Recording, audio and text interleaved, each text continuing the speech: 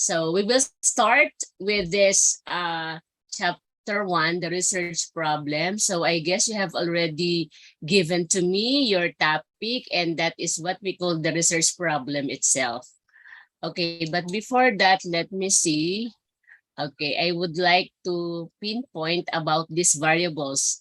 So are we done with discussing the variables? Not yet. Not yet.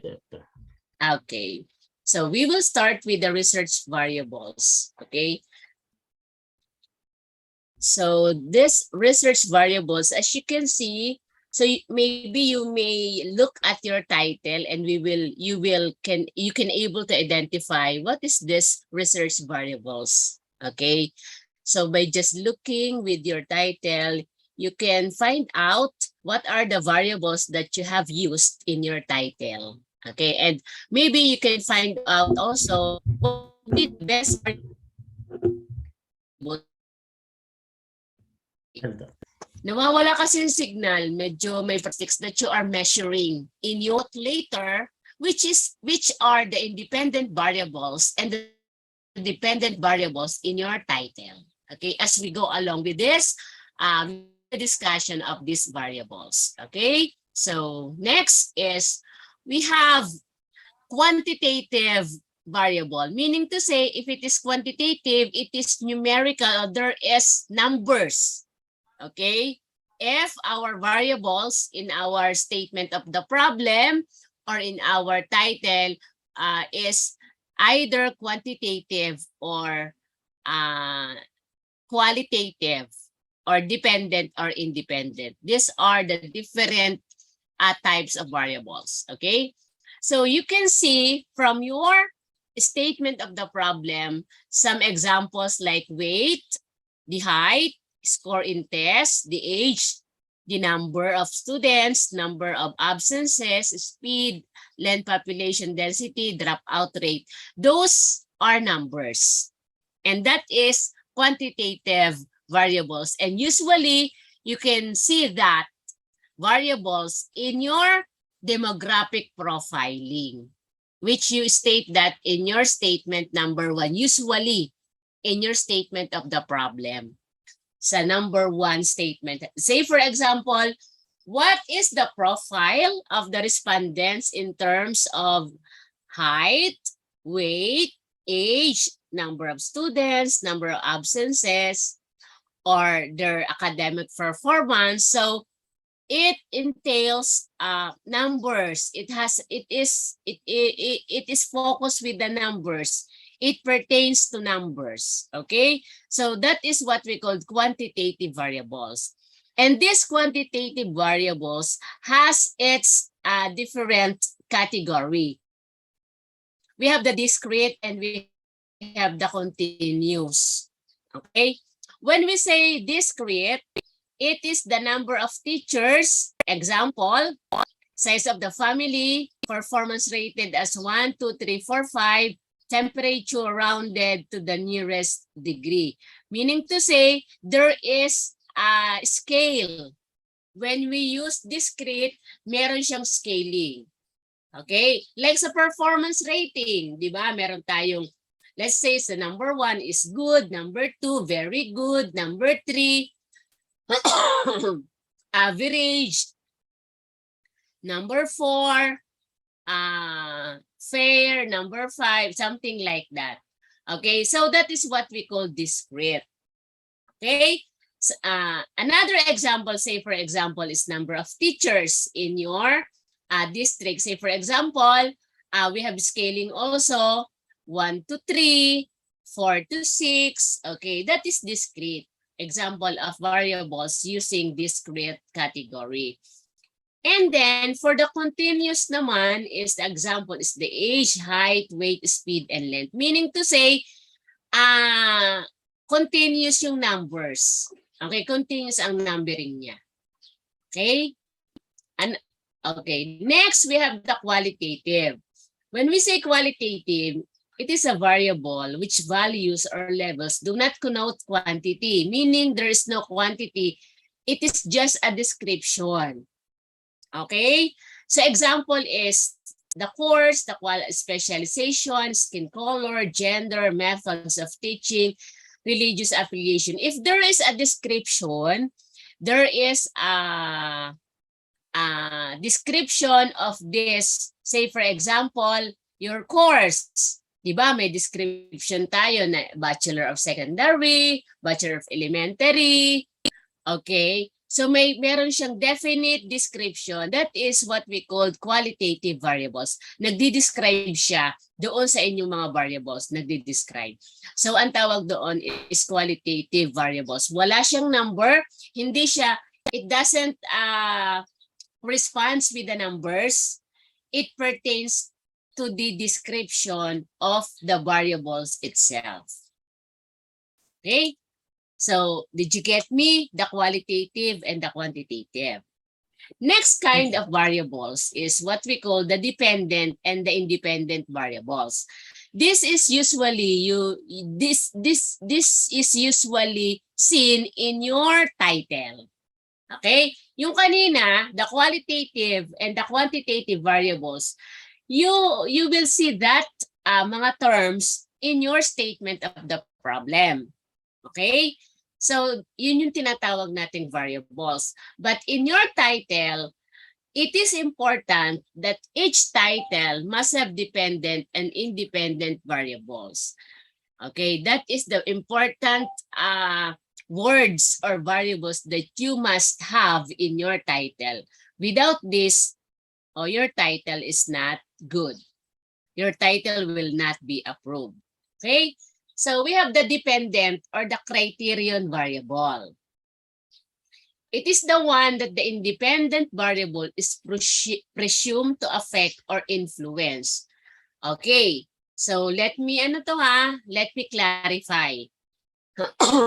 The dependent variable is the one that the independent variable is presumed to affect or influence. Meaning to say, siya yung nakaka-apekto sa independent variable. This will affect your independent variable, the dependent variable. Okay, it is the variable a researcher is interested in. The changes to the dependent variable are what the researcher is trying to measure using various techniques. We will see what's the relationship between dependent and independent variables so that you will learn more. An independent variable, is a variable believed to affect the dependent variable. So that is the relationship, the cause and the effect relationship. This is the variable that you, the researcher, will manipulate to see if it makes dependent variable change. Okay? The cause of the dependent and independent variables is a very simple relationship of cause and effect. Okay? Cause and effect relationship. Okay? The dependent variable is nakaka-apekto siya sa pag-change ni independent variable. Si independent naman ang umaapekto kay dependent variable. Okay? So, para mas maintindihan nyo, itong example. Okay? Say for example, our research topic is relationship between childhood success in mathematics and adult career choices. Okay. So the independent variables there is the childhood success in mathematics. Independent, meaning that is the cause of nagkakaroon ng dependent variables, which is the adult career choices. Did you get me? The cause of dependent variable is the independent variable. Para siyang cause and effect relationship lamang. Ang independent variables, meaning to say, that is constant. Okay, ito yung data na meron ka na. The data that you have already in your study. You have the data already. And then, the dependent variables naman is the effect of the data. that you have presented. Yung nagiging epekto ang nagiging epekto galing kay independent variables ay yung dependent variables. Okay, number 2. Say for example, you want to correlate the anxiety and test performance. Okay? Ang independent variables doon is the test anxiety, the given data, the test anxiety of the learner. Say for example, may data ka na dito, what is the level of test anxiety? And then, independent variables, you would like to see what is the effect of test anxiety with the test performance of the learner. Okay? So, meaning to say, kumukuha, nagdidepende ang dependent variables from the independent variables. Doon siya kumukuha, yun ang kumbaga, doon nagbe-base yung kanyang magiging resulta. Magbe-base ang resulta ni dependent kay independent variables. Okay? Another example to make it clear for you. Effectiveness of computer-based instruction and contextualized approach to science performance. Okay? The given data is the computer-based instruction.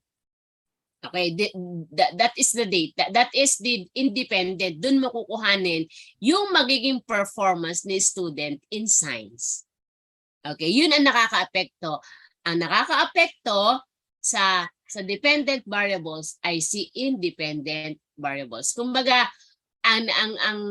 ito ang nagiging cause si independent, sa kanya nakuha ng magiging resulta si dependent variables. Another example to make it clear for you.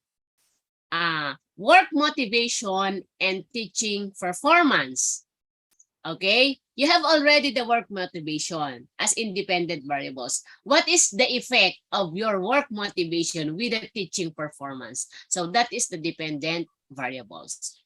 Learning style, that is the independent variable. And the dependent variable is the academic performance. In short, a very simple interpretation of this is the cause and the effect relationship. The cause is the independent variables. The dependent variables is the effect from the cause. Did you get me? I hope you understand the difference between the independent and the dependent variables. And you will see now, you will realize from your title, alin kaya, which is the independent and which is the dependent variables. Okay? And we have already the pampagulo or the medyo mahirap intindihin, the moderator variable. Okay? So the moderator variable, it is a special type of independent variable. It is a secondary independent that has been selected for the study to determine it affects or modifies the basic relationship between the primary independent variables and the dependent variables. It is a variable which can affect the degree or extent by which the independent variable will exert its effects on the dependent variable. Okay, si moderator naman, i-type siya ng independent variable. Meaning, which will, this moderator variable trigger more with the dependent variable. Siya yung possible mag-trigger. Okay? Para makita mo yung effect. Example, okay? Halimbawa ito. Relationship between the instructional approach and academic achievement as moderated by gender. Meaning, the moderator variable is the specific independent variable that could affect, okay, the dependent variables. The very specific independent variables is the moderator variables. Dito sa independent variable is tawag dito, instructional approach. Nino, we can have a very specific moderator. Halimbawa, gender, the female approach and the male approach in instructional teaching. Okay? Parang kumbaga siya yung the moderator variable will give the specific effect of independent variables to dependent variables. Okay? Example, the anxiety level, that is the independent variable, the anxiety level of the students. So how can you see the effect of anxiety level of the learner through test performance? Okay? So in a more specific way of finding out its effect is by using the moderator variable, the test-taking experience. Okay? Meaning to say, it will specify the independent variables that really affect the dependent variables. Yung very specific independent variable is what we call the moderator variable. But then, they are moderator variables, still independent variables. It is just a type of independent variables. Ginawa lang siyang very specific kung alin ba doon sa independent variables, particular na variables could definitely affect the dependent variables. Kumbaga siya ba yung creator, yun na nga, siya yung determinants. Ano? Siya yung nagdetermine kung alin. Okay? Para baga siya is the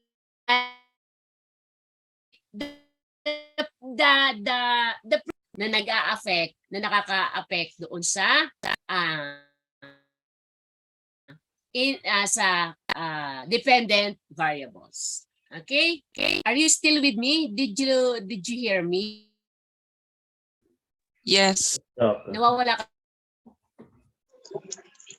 Yes. Minsan yung signal ko. Okay. So next is the level of measurement. So this is you can see also this from your variables. Okay?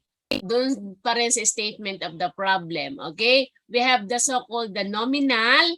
So the level of measurement is nominal if it is the gender, the civil status, the name, school, and type of car you drive, type of books. Ordinal, if there is a Likert scale, like yung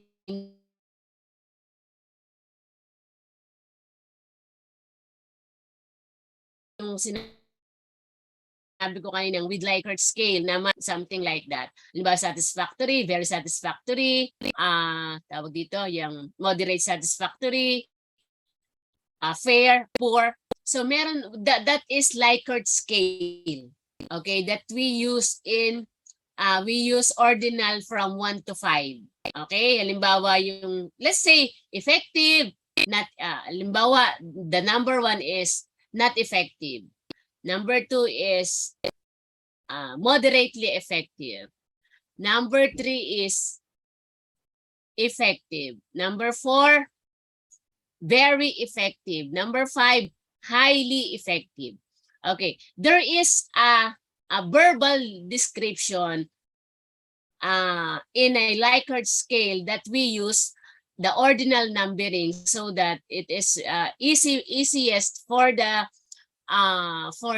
respondents to answer. They will just choose between among 1 to 5. Okay? When we say naman interval, so this is has values that are equally spaced. That is, distance or difference between two values can be measured. However, interval variable has no true zero value. Interval naman is what we call, say for example, 7 to 9. Say for example, we're going to try to see the age of your respondents. 7 to 9, 10 to 12. So that is what we call interval. Okay, and the ratio naman is the highest, is the it allows basic arithmetic operation, division and multiplication, but the ratio itself, it is not often used in our research. Okay, so that is what we call the variables. Okay, let's go with the research problem.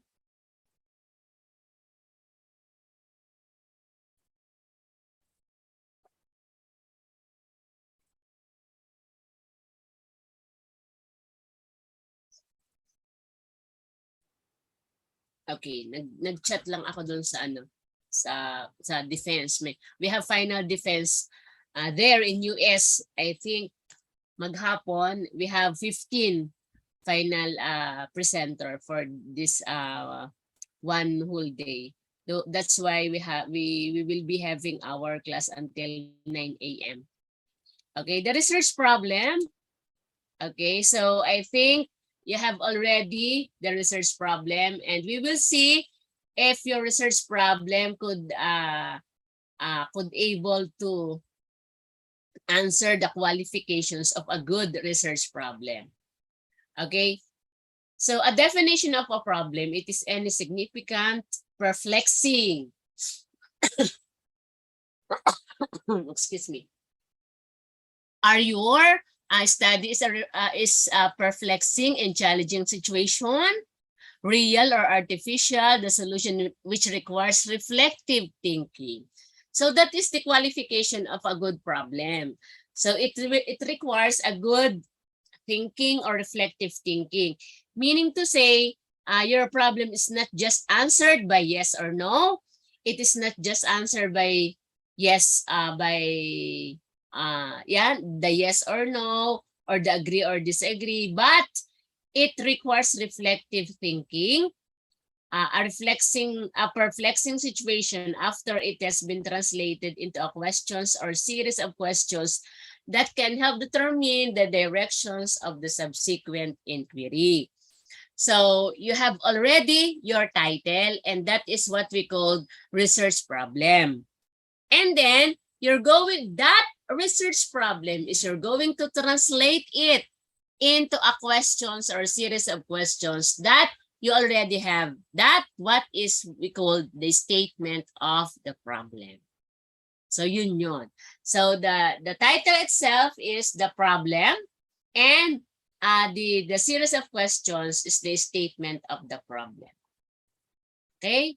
So make it sure that your study is ready for an investigation and for an inquiry or study. Okay?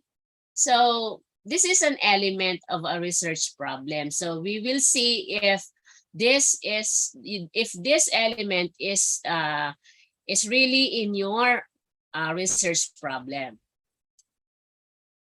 So number one is it should answer the questions why, diba? So you should have the purpose, the main purpose of the problem when you investigate that kind of problem. Another is, number two, it should answer the question what is to be investigated or studied. Okay, what is the subject matter or topic to be investigated? So yan yung number two questions. And number three, let me see if it will answer the questions where is the study to be conducted, or the place or local where the research is conducted. This answers the questions where. So in your title, let us see if there is an answer, if there is a place or local where it answers where is the study to be conducted. But sometimes it depends with the panel. Sometimes the local of the study is just written in the scope and limitation. It depends with the title that the panel will be agreed upon during your final defense. But the most important elements that the research problem must is these 5 questions. And number 4, this is very important, is when. When is the study to be carried out, the period or the time of the data, of the study during the data are to be gathered. It is important that you should put the when or kailan and which study, where which the data are to be gathered and when it will gather. Okay? And number 5 is to whom or from whom. Who are your respondents? And who are the population in your study? Who are the from whom are the data be gathered? So these are the 5 questions that we must find out in our typing. Okay? So as what I have told to you, it is sometimes we only have the 3 or the 4 questions to be answered in your research problem or in your specific topic title, but this should be answered in other parts of your study, which we can see it from our scope and limitations. Okay, but it is very important that these 5 elements of research problem is present in your study. Okay, next we have guidelines in the selection of the research problem. So I'm so flattered with your output, because although I have not yet taught you these guidelines, these elements, but I have seen already some of your topic, which is the guidelines or the elements are present in your research problem. So that's a good sign that you can make a very good research topic on your dissertation writing. Okay, number 1 is the research problem or topic must be chosen by the researcher himself. Okay. Make it sure that it is your own topic. It is chosen by yourself, not chosen by your advisor, not chosen by your colleague, because the research must have what we call the sense of ownership. Okay? So you must study what is really in your based on your own experience, based on your own locality, based on your own situation. So that is the guidelines, number 1. Number 2, of course, it must be within the interest of the researcher, because it's really difficult to study a research which is not your interest. Okay? So how can you say that that is your interest? Of course, that is your field. Diba? Must be within the specialization of the researcher. So if you are a SPED teacher, special education teacher, you must study the situation or the perplexing situation in special education. Okay, so it must be within your field or within your specialization. Next, it must be within the competence of the researcher to tackle. Of course, you must be knowledgeable with your topic. Although we really have to see some of the related literature, but it's really important that you are knowledgeable and you are competent enough in your topic. You have ideas, you have experiences on the perplexing situation. So it is one of the most important thing as you select your research problem. It must be the ability of the researcher to finance. Otherwise, he must be able to find funding for this research. Of course, you must have the ability to finance your research, or you may look for a scholarship funding, or I think you can you can afford to have a research at your own expense. So, and very important is it is researchable and manageable. So do not think of a research problem that you cannot manage to research that topic. So make it sure the data are available and accessible. Okay, that's why if you are a SPED teacher, you must know who are your students, who are your respondents, what are the performance of your students. So the data must be available and accessible. Okay, do not make use of a research which you cannot find out any data, and it will be difficult for you to look for data, so you cannot pursue your research. So make it sure that the data are available and accessible, and the data must meet the standard of accuracy, objectivity, and verifiability. Meaning to say, the data is really valid, the data is really accurate, and it is it will be found in the record section of your school. So for its verifiability. So do not use tampered data. Okay, do not use manipulated data. It is not a good research. It will make you it will ruin your research if you have a tampered or manipulated data. You cannot able to get the best output of your research. Answers to the specific questions can be found. The hypotheses formulated are testable, that it can be accepted or rejected. So in our research, there is a hypothesis either accepted or rejected. So, but however, it is applicable mostly with quantitative. But I think some of your research are qualitative. You don't have to include the hypothesis. It is just hypothesis is just a part of a quantitative research. Okay, equipment and instrument for research are available and can give valid and reliable result.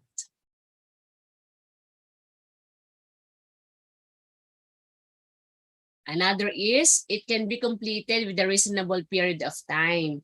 So make it sure that your study can be completed for just maybe as 6 months or until 1 year. Do not make a research in which it will devote years, 2 years, 3 years. So it is not a good topic.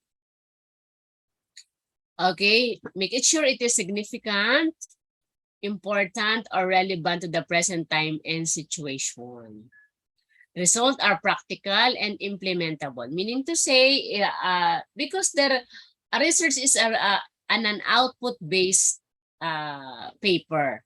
Okay, so there should have an output, or the output is what we call your contribution from the research or from the problem that you have studied. So the output of your study, say for example, some of the example of the output are the programs or the models, the projects, or the action plan, strategic plan, teaching guide. Those are examples of excuse me, of the output of your study, and it should be implementable of course, in your locality. Okay, so that's the essence of research. It's not just a requirement, but it must be doable and workable and usable in your respective district or in your respective locality. It requires original, critical, and reflective thinking to solve it. It can be limited to suit the resources, but big or large enough to be able to give significant, valid, and reliable results and generalization. It must contribute to the national development goals for the improvement of the quality of human life. That's why we conducted research. There should have a great contribution. So we can start from a great contribution from your locality, and then from and as we go along with your research, as you continue having a very good output, it can be applied in other higher level. So what is most important is it can be implemented, and it is really workable in your respective district, respective locality, respective schools. Okay, so it must show or pave the way for the solution of the problem, of course. So because from the word itself, it is you conducted a research. You conducted a research.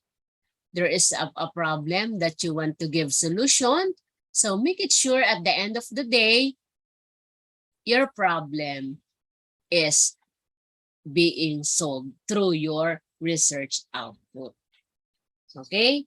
So to make it meaningful, practical, and implementable research, it should give contribution and it should give solution to the problems that you intended to solve. It must be not undermine the moral and spiritual values of the people. It must not advocate any change in the present order of things by means of violence but by peaceful means. Okay, meaning to say, so you are contributing to the utmost, but do not insist change.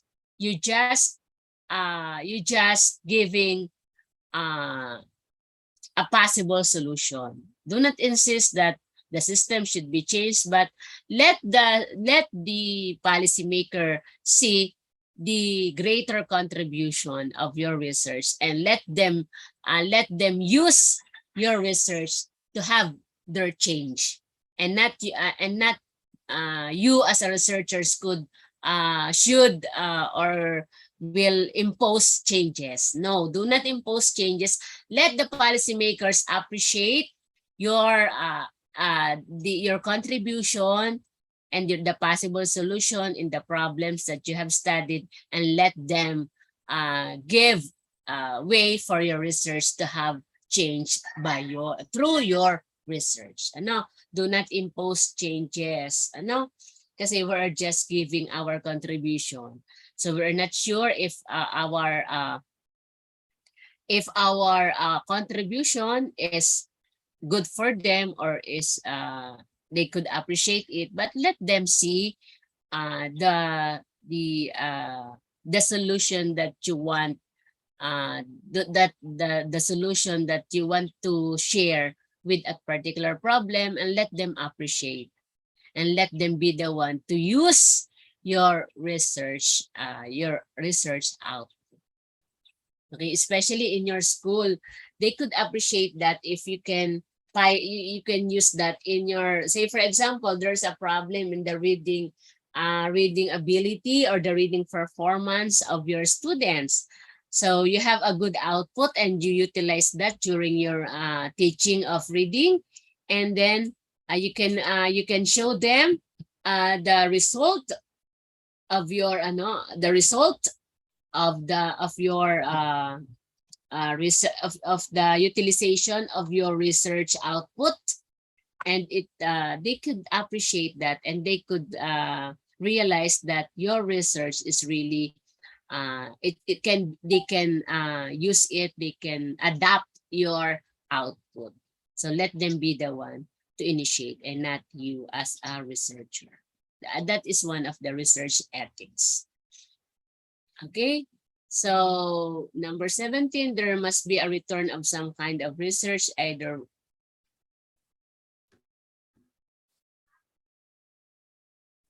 natatakpan yun. Wait lang. But Okay. Dr. When it's already 8, I don't know if you have time for your defense. Yeah. Let me be the timekeeper. I'm sorry. I will just finish this until 18. All right, thanks. They are texting. Actually, they are texting me already. Okay, no worries. Naka-Google na daw sila. Okay, I will just finish this. Okay, so monetary, either make it sure that your research could increase your salary. You know, there is money in a research through publications of the result, through scholarship funding. So you can have some way of how can this be used, your research in a public, how can you publish your research, and how it can help you in increasing your salary. Of course, I know because of this letter B, advancement of position promotion, kasi I believe if you have already finished your doctoral degree in US, I think some of the students there, they shared with me that you will gain a lot of increase. I think if it will be converted here in the Philippines, you will get, I think you will get 300 or to 400,000 as a salary. 300,000 here in the Philippines, 400,000 here in the Philippines, as if we will convert it in the Philippines. If you are a graduate of doctoral degree, that's why I'm still thinking if I could apply there, because of that kind of a very high salary. Dito here in the Philippines, it's for good for 1 year. Imagine, and that in the US or in your in different part of the world, ang taas ng salary, pero dito sa Philippines ang liit lang. But anyway, I'm still thinking of it. And then of course it will improve specialization, enhance prestige and reputation, because you will be called as a doctor. Okay, di ba? So you will be you are entitled for the different speakership. You're entitled for different tawag dito, you're entitled to be called as doctor. Di ba? That is a prestige and reputation.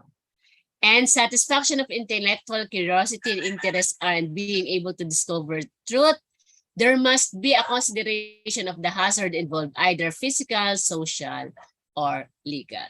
So that is the guidelines in selection of our research. Okay. So thank you, Sir Melvin. It's already 9 o'clock. 9:04 na po. Okay. So Thank you.